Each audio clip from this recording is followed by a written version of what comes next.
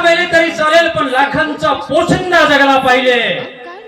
राजा तुम्ही व्हा विचार करा.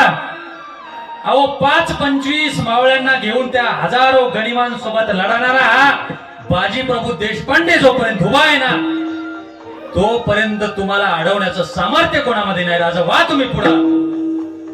तुम्ही करा प्रस्थान विचार करा. जोपर्यंत या बाजीच्या देहामध्ये रक्ताचा थेंब आहे तोपर्यंत एकही गणिमीतून हलू देणार नाही. राजा निधड्या छातीनं पावन खिंड लढवतो तो बाजी प्रभू देशपांडे आहे. त्याला म्हणतात संसाराची तुटी.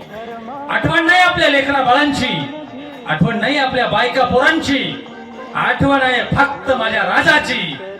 अहो लाख जन्माला येतील तुमच्या माझ्यासारखे, लाख जन्माला येतील तुमच्या माझ्यासारखे, पण राजा तुमच्यासारखा लाखांमध्ये सुद्धा एक नसतो. म्हणून म्हणतोय लाख मेले तरी चालेल पण लाखांचा पोशिंदा जगला पाहिजे. राजा जा.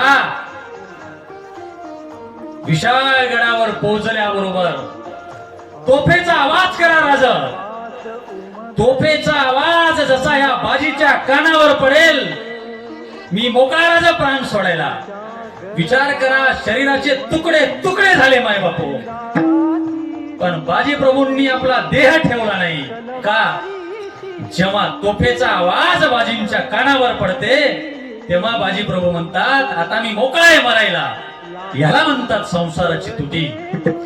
आमच्या सारखे लाख जन्माला आले ना समाजाला फायदा ना कुटुंबाला फायदा, फक्त